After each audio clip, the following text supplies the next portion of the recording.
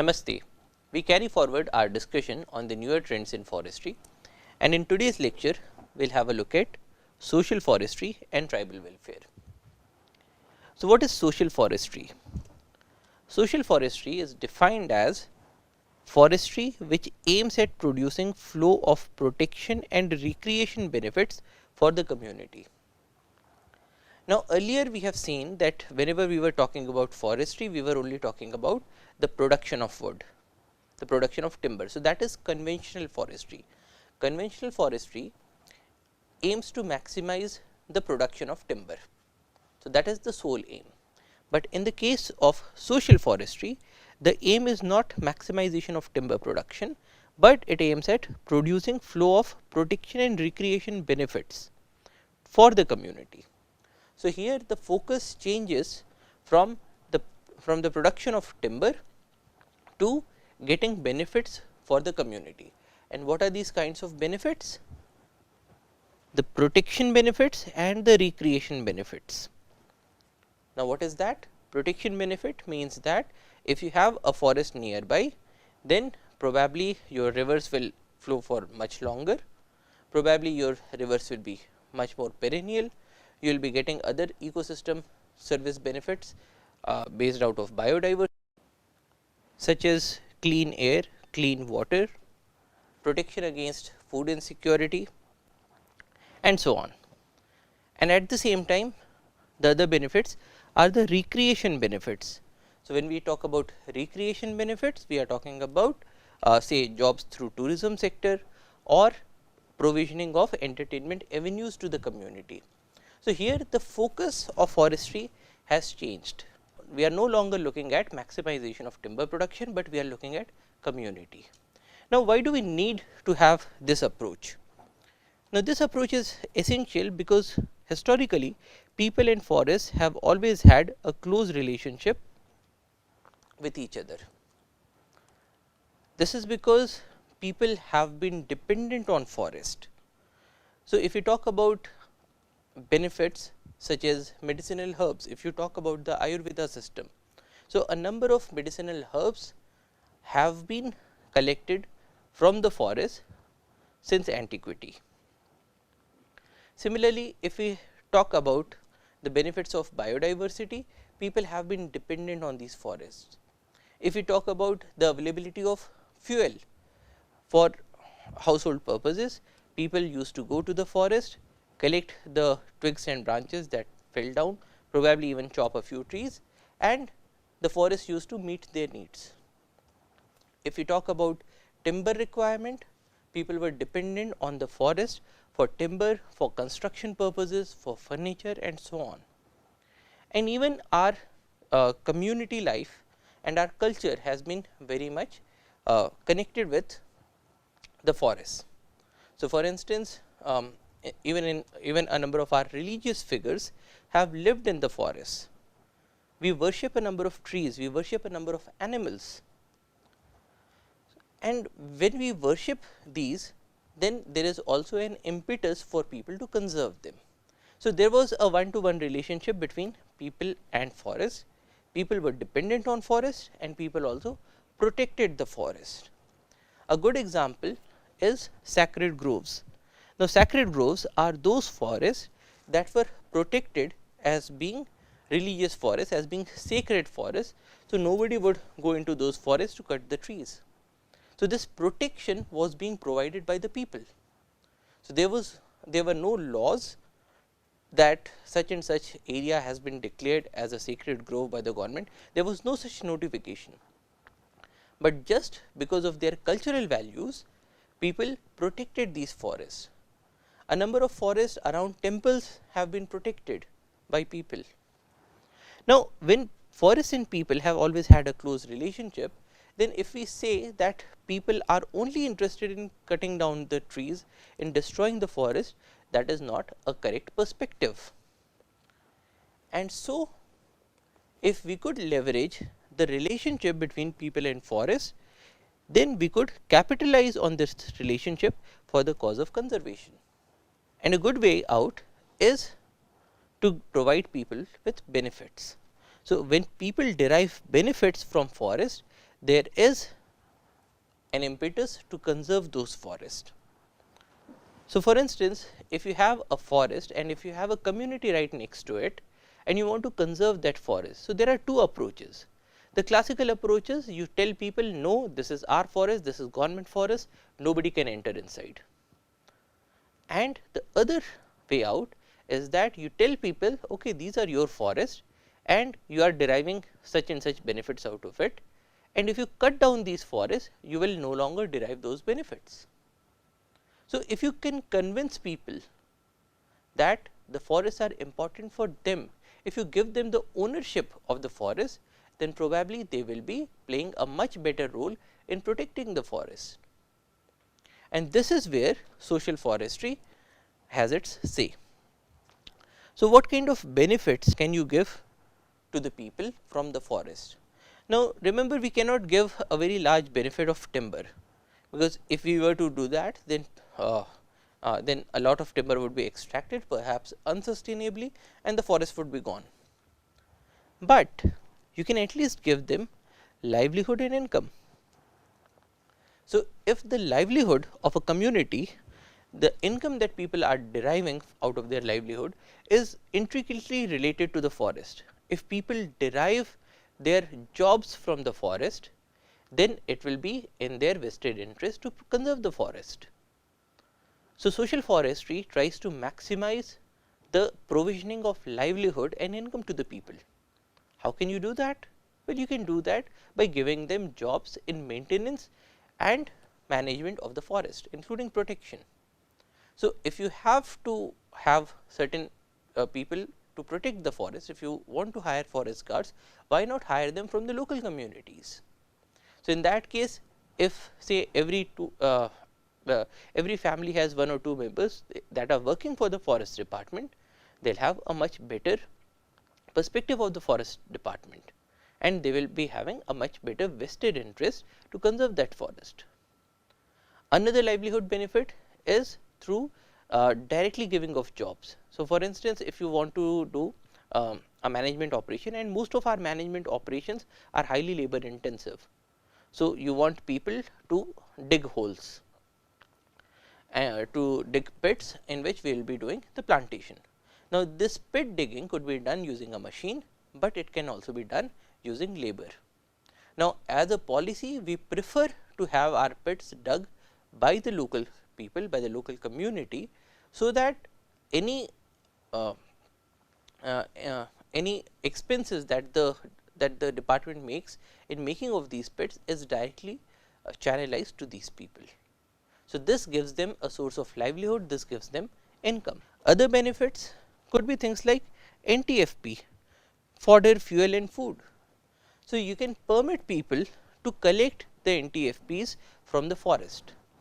So, if there is a community that is collecting say tendu leaves from the forest, they are selling those tendu leaves, they are getting income out of those tendu leaves, then it will become a vested interest of that community to conserve the forest, because if the forests are gone, then they will not be able to collect these tendu leaves. And similarly, for a number of other herbs, a number of other minor forest produce or non-timber forest produce. Another benefit that you can give to the people is the benefit of ecological services. Now, people who live near the forest also derive the benefits of the ecological services, but people who live far off from the forest also derive the benefits of the ecological services, whereas only the people who are near the forest have to bear the brunt of conservation. Because if you have a forest nearby, then probably the wild animals will also be entering into your fields and probably destroying the crops. So, only those people who are living near the forest have to bear this brunt. People who are living far off from the forest do not have to suffer any damage from the wild animals. But then if you talk about the benefits are enjoyed by the whole of the society. So, could you derive a mechanism that people can gain benefit because of this conservation? And a good example is that suppose you have these hills have forest, and the local community is preserving this forest.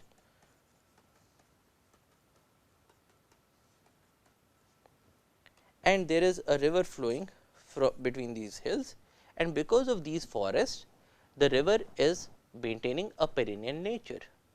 So, there is water available in this river throughout the year.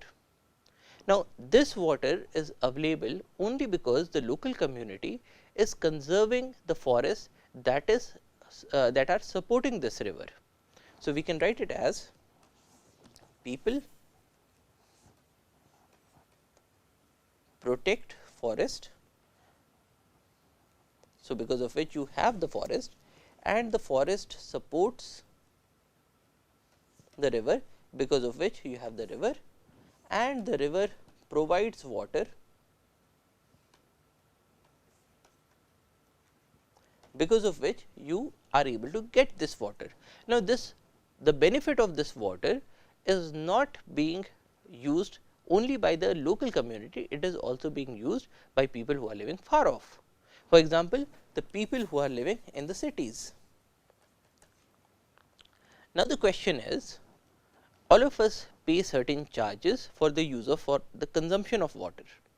Now, suppose we are paying say 10 paisa per liter of water when it comes into our municipal supplies.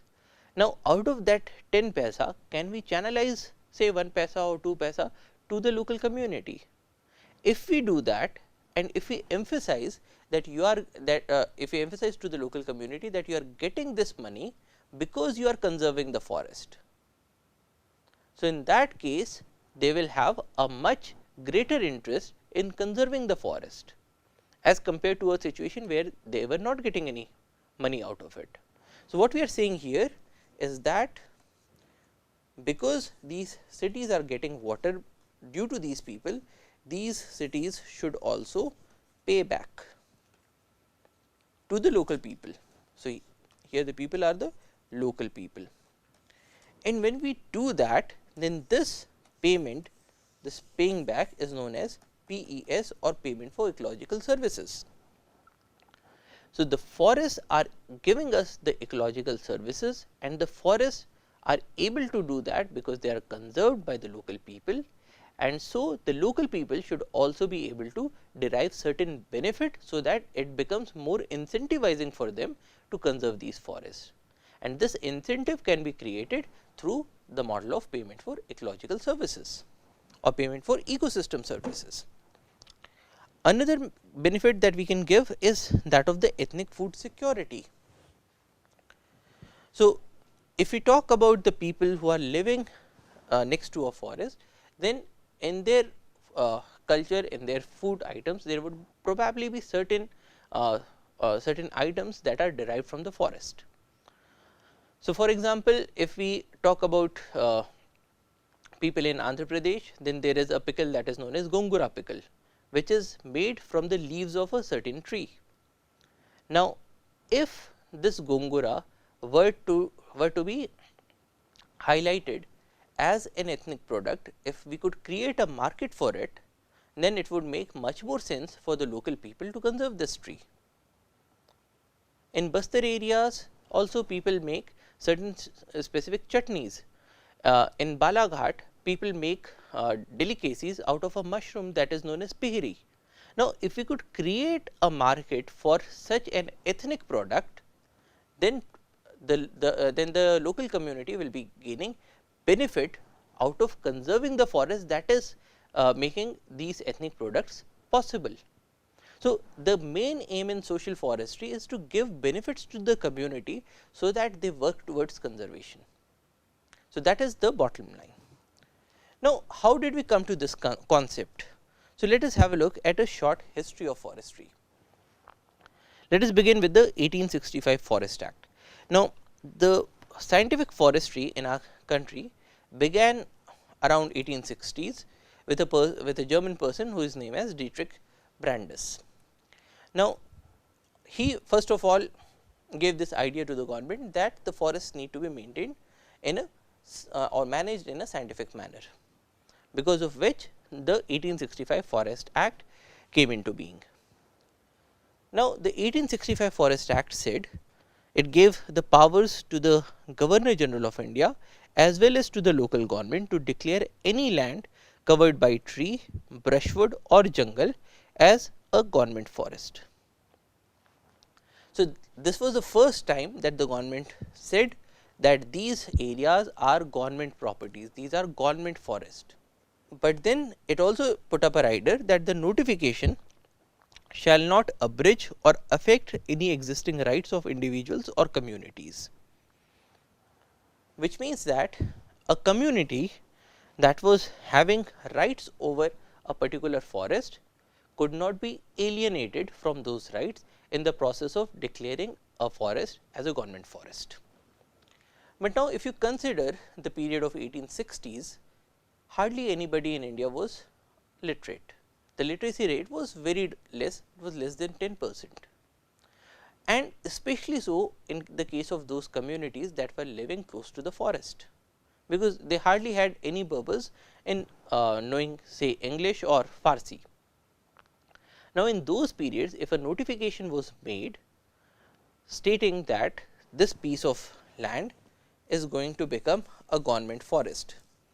So, there if in those days there was a notification that this land will be made a government forest, and so now people should come up with an application saying if whether or not they are having any rights over it, because the rights cannot be alienated as per law.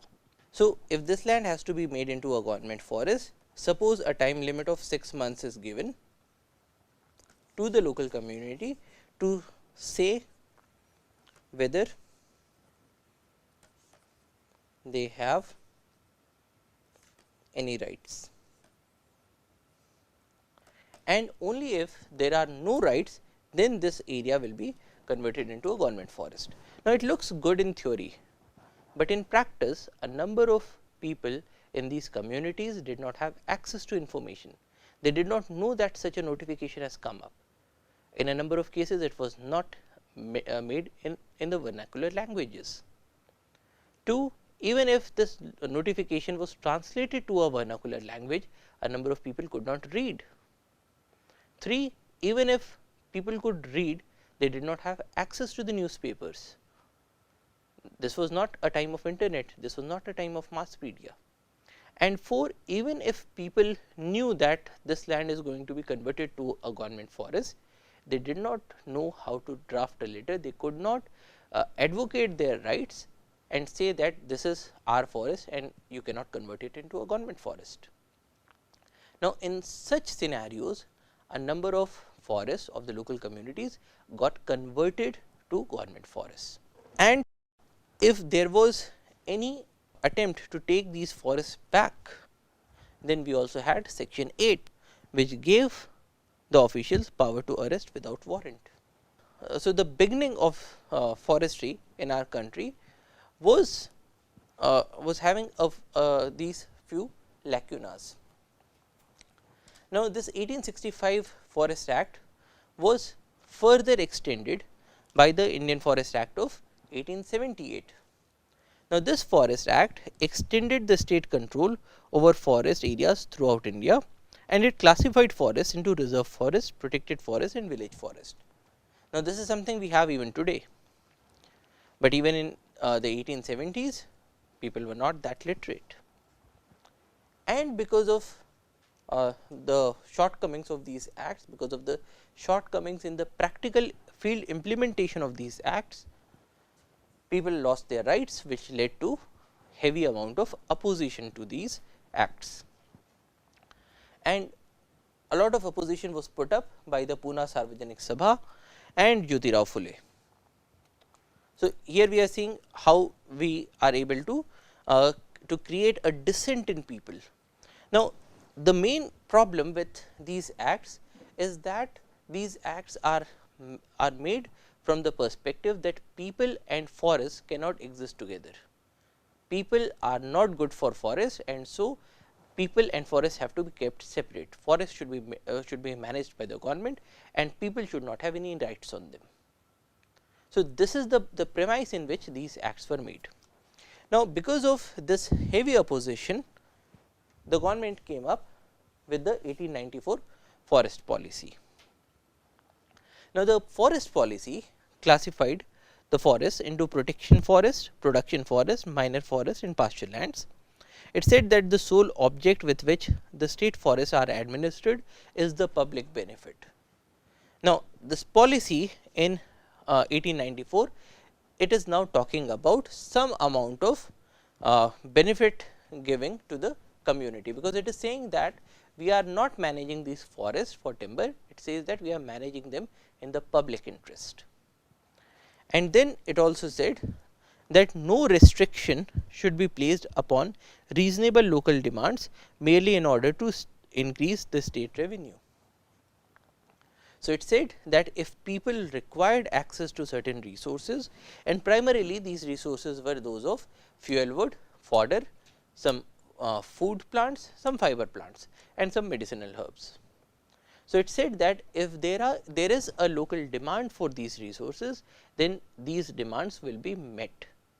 We are not going to put a restriction on these demands, so that the government is able to get more and more revenue. But then this was just a policy, it was not converted into an act.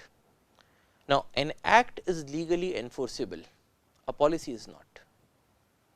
Then we had the First World War in between 1914 and 1918. Now, in those days the ships were primarily made out of timber. For the railway wagons and also for the railway sleepers, we required huge quantities of timber, and this period from 1914 to 1918 saw heavy destruction of forests. So, there was a large scale requirement of timber for ships and railways, and the forests were cut indiscriminately. And then we came to the Indian Forest Act of 1927. Now, people had been thinking that this Indian Forest Act of 1927 would rectify the shortcomings that were there in the previous act. But what did this Indian Forest Act of 1927 do? It revised the provisions, but more or less the structure was kept the same as that in the 1878 Act.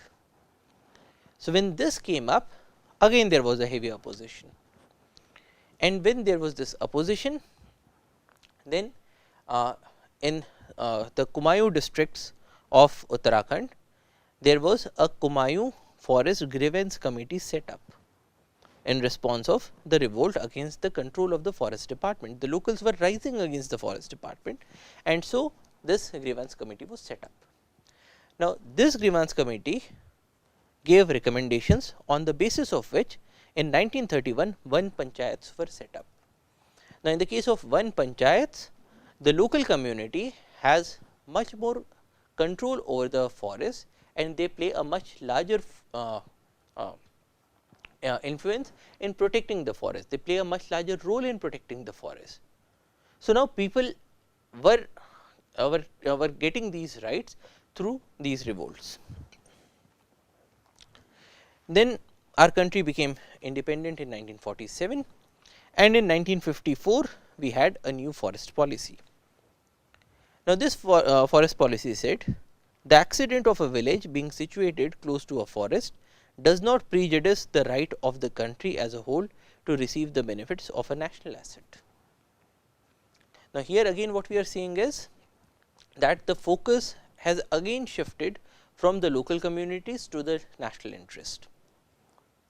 But then it also said that while forest legislation, forest education and forest research constitute the basis for sound forest management.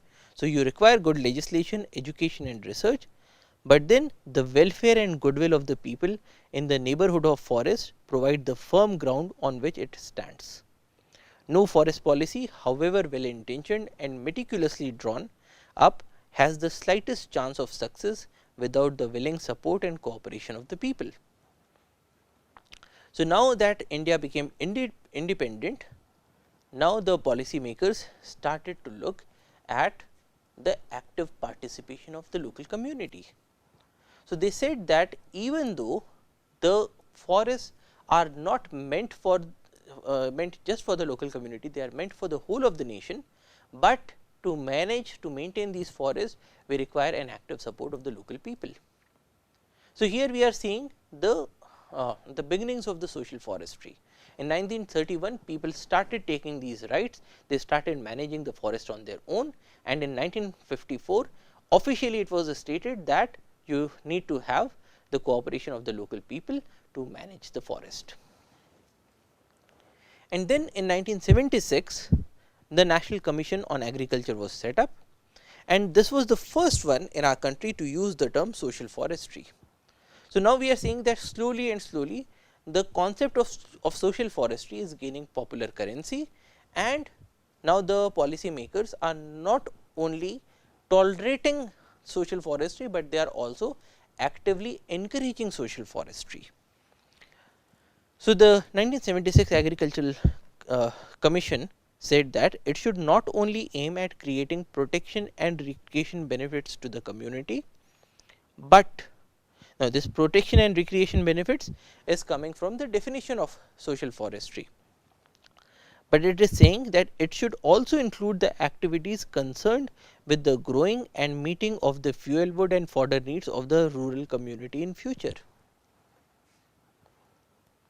So, what it is saying now is that even though the 1954 forest policy said that the forests are primarily to meet the national demands, but this 1976 committee is now saying that the forests have to be managed in such a way that they are able to meet the requirements of the local people.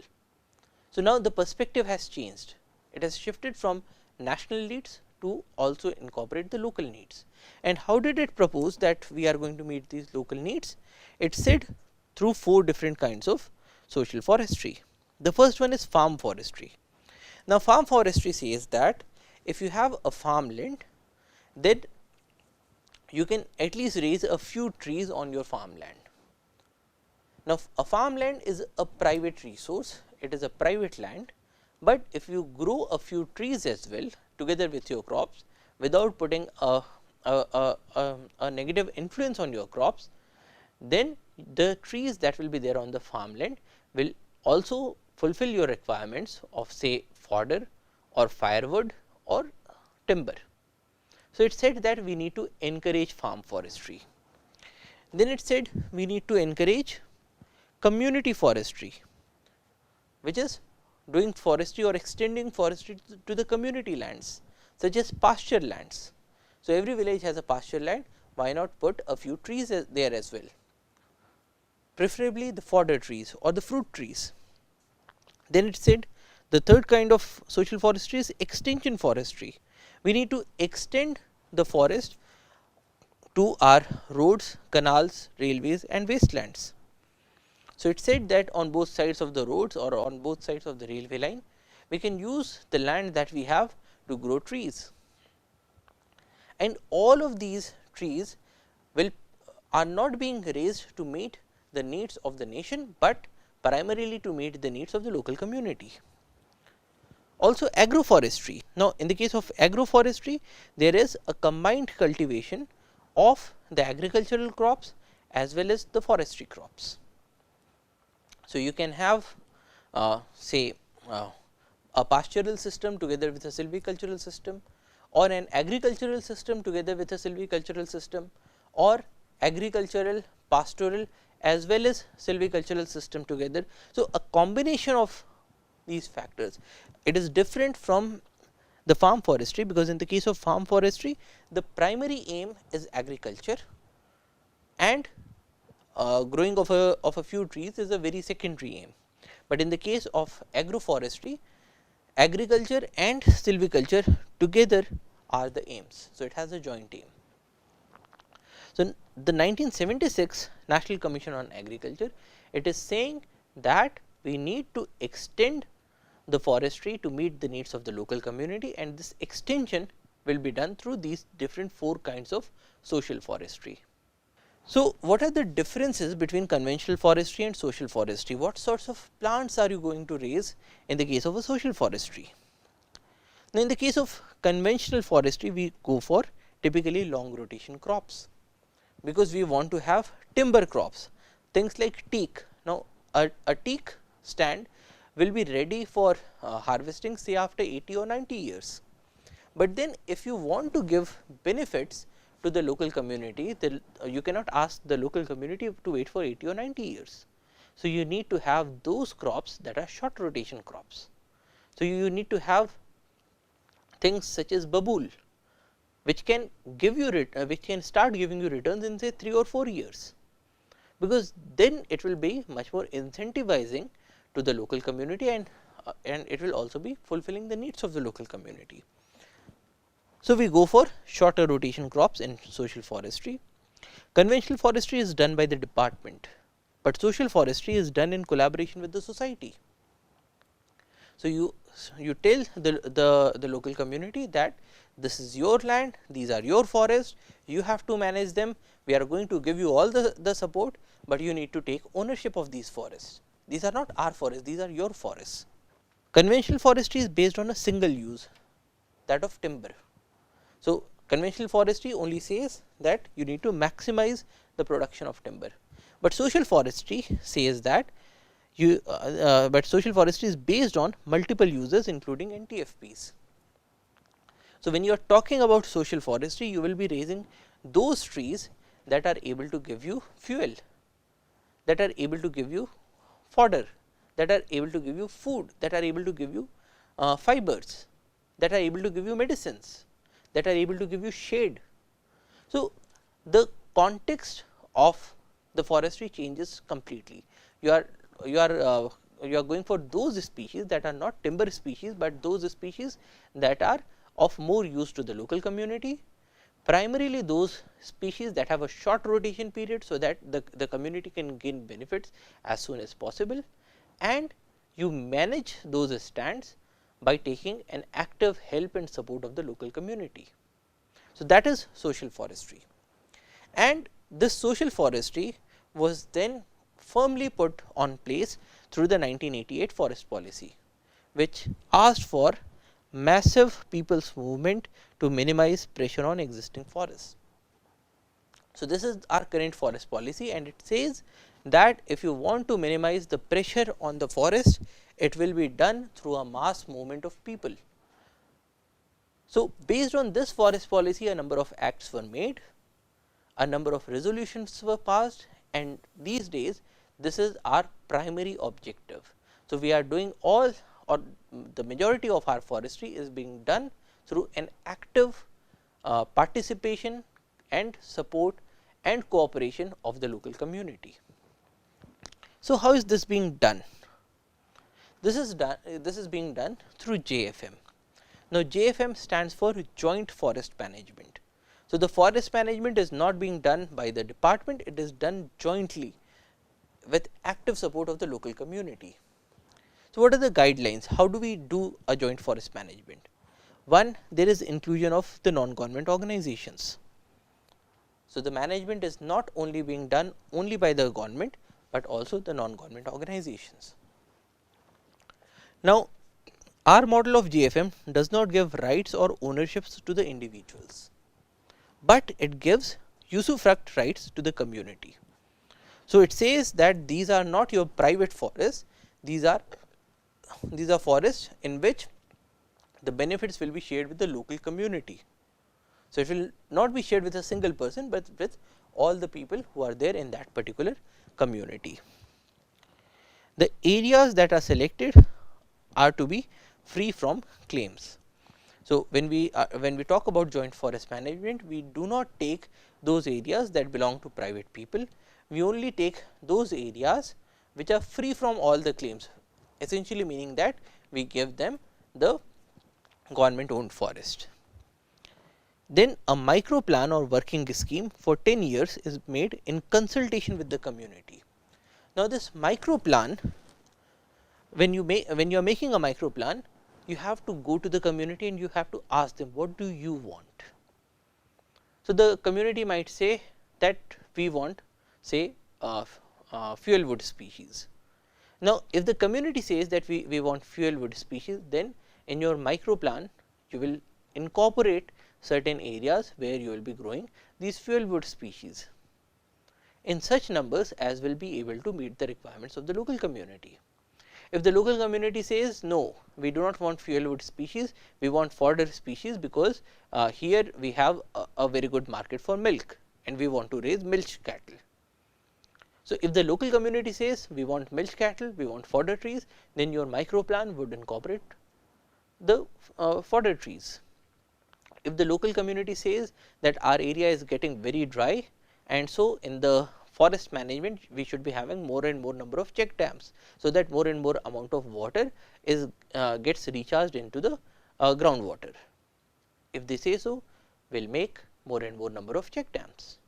So, in this model, the department does not say that you should make you should do this and that. The department asks from the people, what do you want? Probably the community would say that that in place of these usufructs, we want to have a school made for our community. So, in that case, the department will aid the community in the setting up of a school. So, the micro plan or the working scheme, and these are prepared for 10 years and these are done in consultation with the community. And then there is also a sharing of benefits linked to proper protection of the area. Now, this sharing of benefits can be in different modes. So, in certain states we say that okay, if you are able to protect this forest, then whenever there is a felling of coop, then say all 100% of the bamboo will go to the local community. Now, when we say that, it means that we are doing a scientific management, but 100% of the benefits of bamboo will go to the local community. Or the government may say okay, X percentage of the timber revenue will directly be channelized to the local community. Or the government might say that okay, we will take this timber, but we will give you all the fuel wood. So, there is a profit sharing mechanism, there is a benefit sharing mechanism between the government and the community. In a number of cases, 100% of the benefits are given back or plowed back to the local community, but in certain cases a percentage of the benefits are plowed back to the local community. So, this varies from state to state. So, there is a sharing of benefits which is linked to the proper protection of the area. Now, one good model of getting this protection done is that you can tell a community that here you have these forests,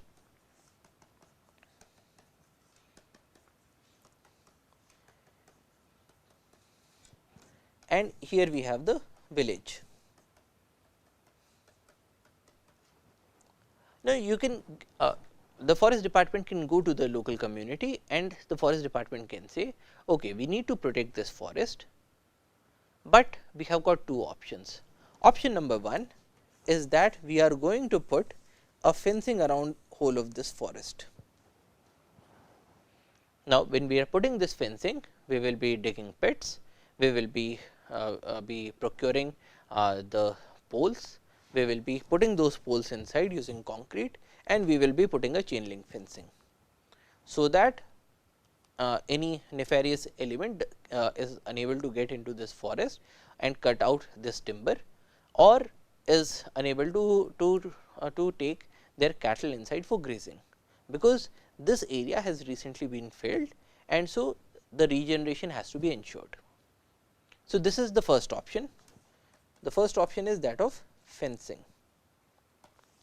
but then the department can say, but then we also have a second option. Why do not you do one thing? So, you as a community, this is your forest, you protect this forest.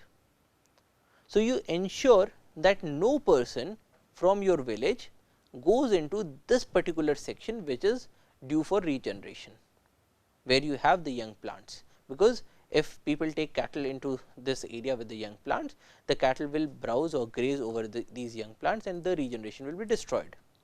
So, you ensure through your social practices, through social policing, that no person takes their cattle inside, and you also ensure that there is nobody who is coming from outside to cut away this timber. Now, how will the local community ensure this? In a number of cases, they make use of things like social boycotts. So, if somebody goes and cuts trees, they are going to boycott that person, or this local community may employ a few chowkidars who will be entrusted with going through this forest and ensuring that not a single tree is getting cut. And if they catch hold of any offender, they will bring it to the bring him to the police or to the forest department. So, this sort of a fencing is known as a social fencing. Now, even in the case of the social fencing, your requirements are getting met. So, your trees are protected, the regeneration is protected.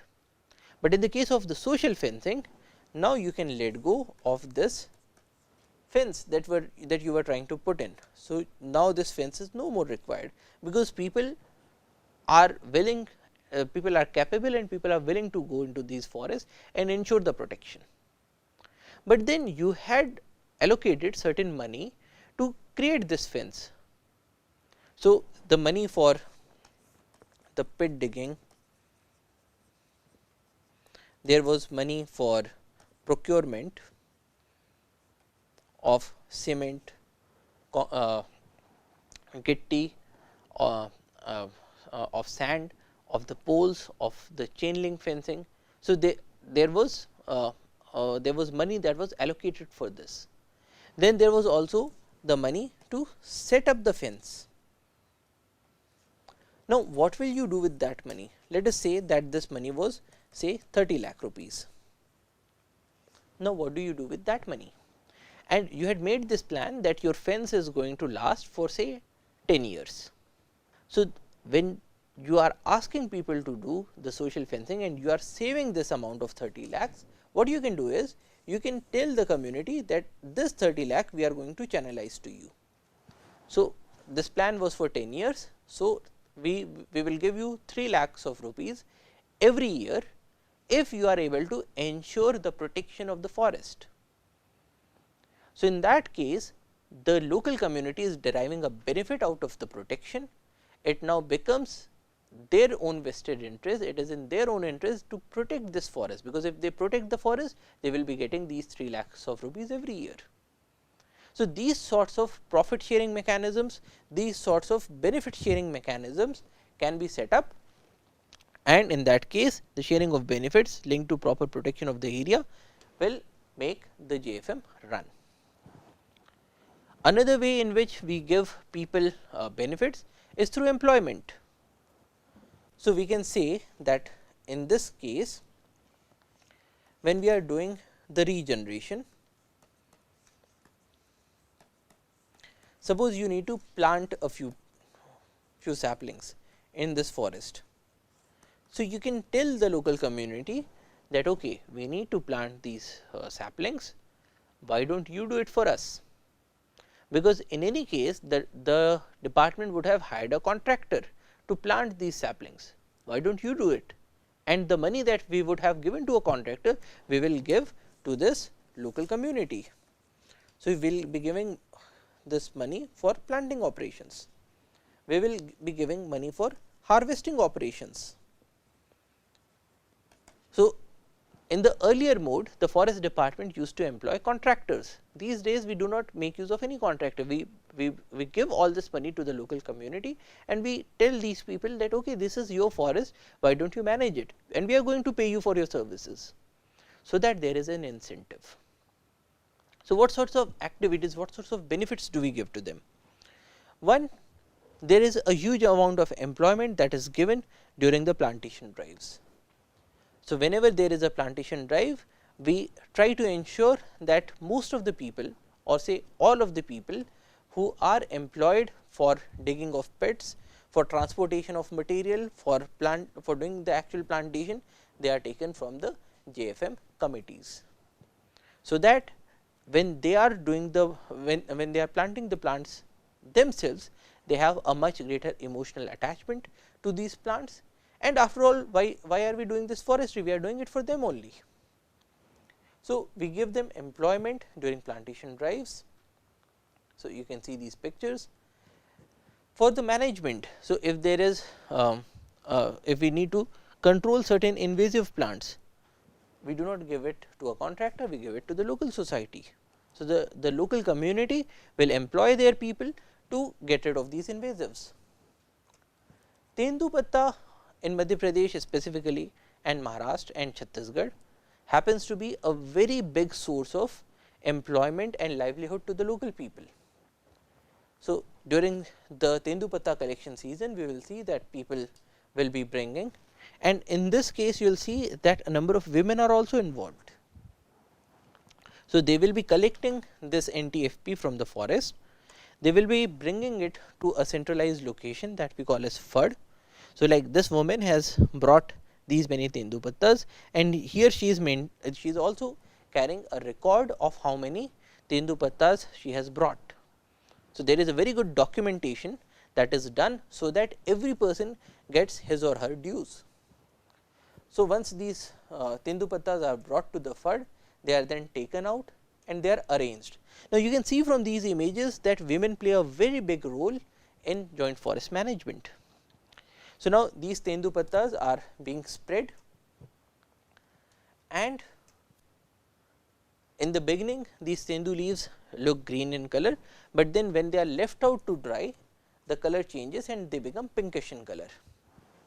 So, in a FUD you will see that there are so many Tendu leaves, some of them are green in color, some of them have turned pink, and when it has turned pink, it means that now it is ready for storage. The moisture content has gone down, and so it can now be stored. So, when it has turned pink, next we this local community will do the packaging of these Tendu leaves.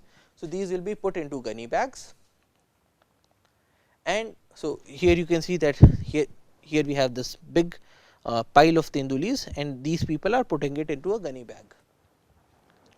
Then these gunny bags are sewn and they are marked with the location, the year of collection, the samiti that was doing all this work. So, all those records are kept, and then it is shifted to a godown where it is kept.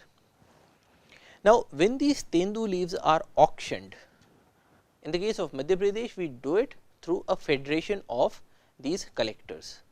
So, who is a member of this federation? All the people who are doing this collection work are a member. Now, these members are paid on the basis of the number of Tendu leaves that they have brought. So, every year there is a rate decided at which we will be paying to these people for collection.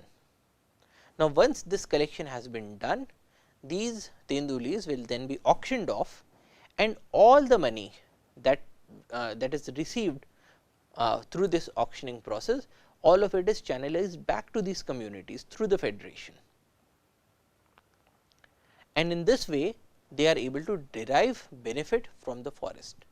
So, this is one big way in which we incentivize the local community to protect the forest, because if these people do not have a forest, they will not be able to collect these Tendu leaves, and in a short while their incomes will go down. Now, these committees, these local samitis, they also have their own meetings, they also have their own bylaws, they are doing all these managements by themselves.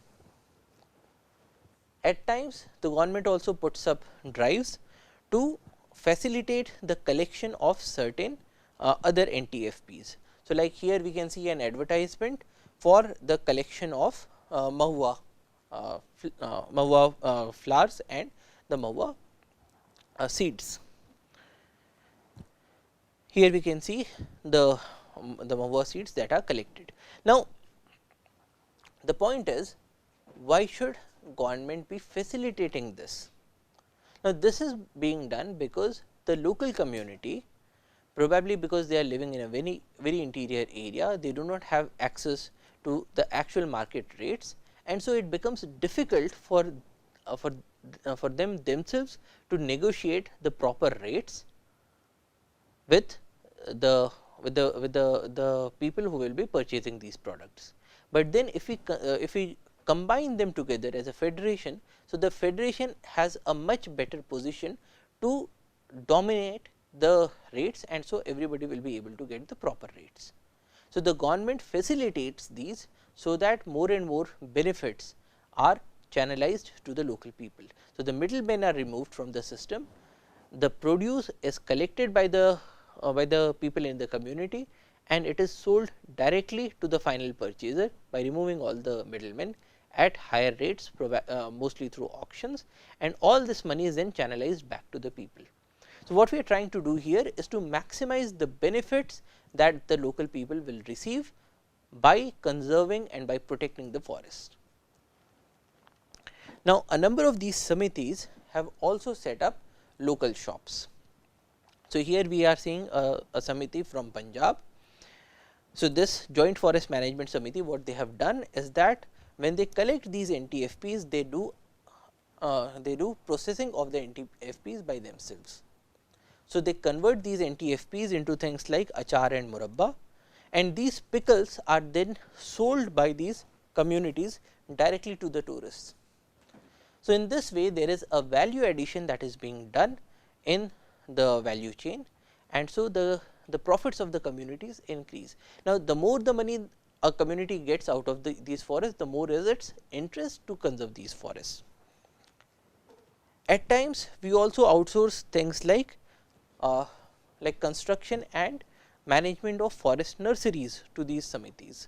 So, here is a Van Suraksha Samiti or a forest protection committee in Harda district, who is managing their own nurseries. Then in the joint forest management, we saw that in the making of the micro plans, we ask people what do they want, and at times people come up with these demands that okay, we want to have a health camp. So, if there is such a demand, what do?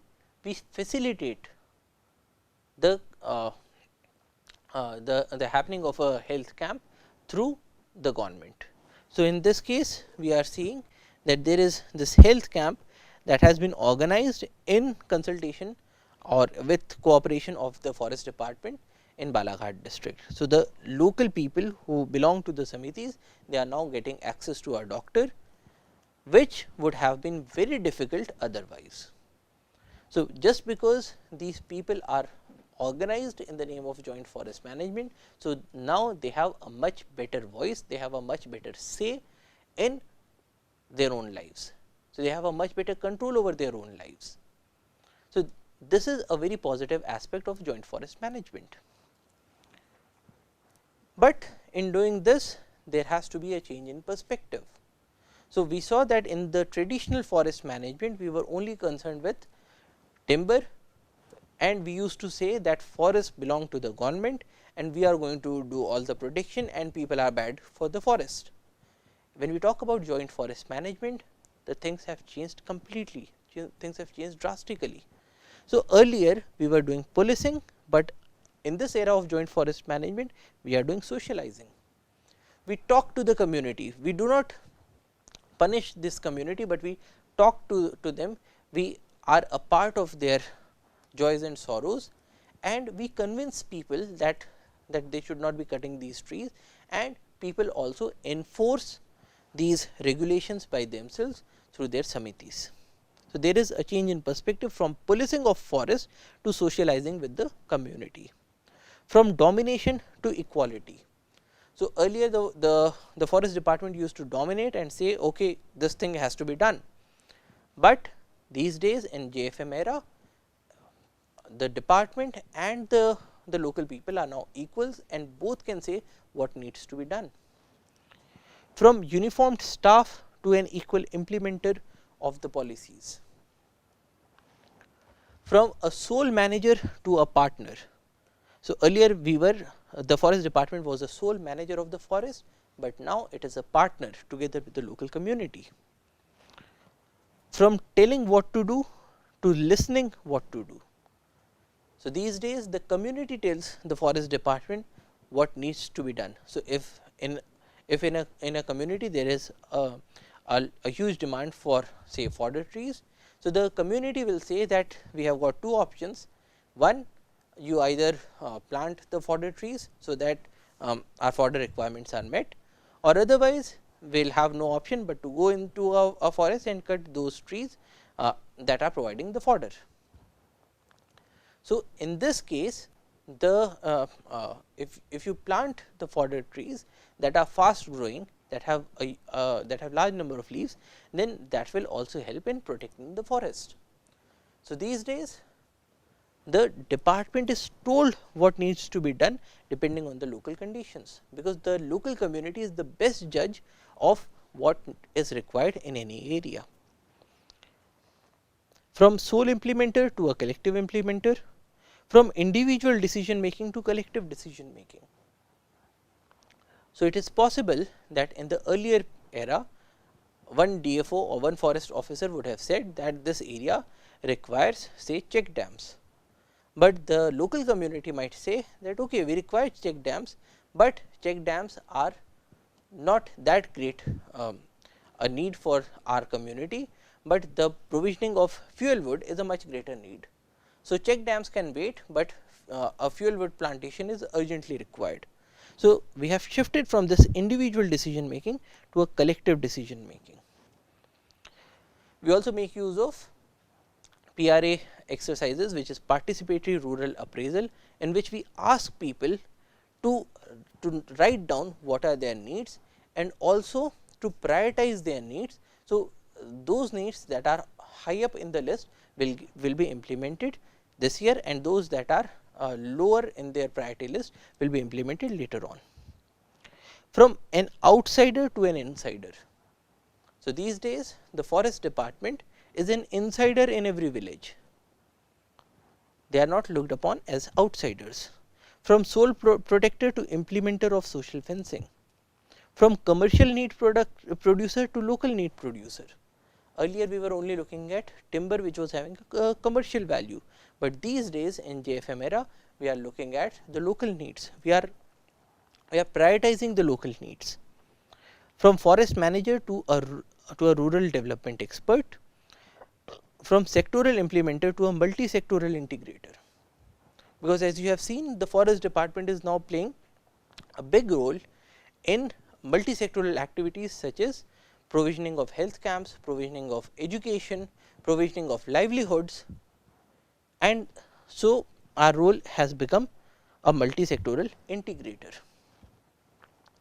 Now, of course, well functioning JFM requires the department staff to acquire certain skills such as communication skills, because in this era of joint forest management you have to tell people, you have to ask people. So, you have to tell them why conservation is important, and you have to ask them about their ideas, about their priorities. So, a lot of communication is required. You need to have a knowledge about the NTFPs, production, marketing, because it is primarily through NTFPs that you can provide benefits to the local community. You require motivational skills to people, because you have to ask people to come sit in one place and decide what their priority is. So, for that you need to motivate them, you need to organize them, organizational skills are required. You need to have a respect for traditional knowledge. So, you cannot just go there and say, okay, I have read so and so things and this is what is going to be implemented, because the local people might be having certain other information that you do not know, certain site specific informations. For instance, there could be a village in which apart from the normal rains, we also get certain rains in say the month of November. So, this is an information that you as an outsider would not be able to get, but this is an information that the local people know. So, that can be made use of when you are planning the silvicultural operations. Being a good listener, balancing the viewpoints, transparency, sensitivity.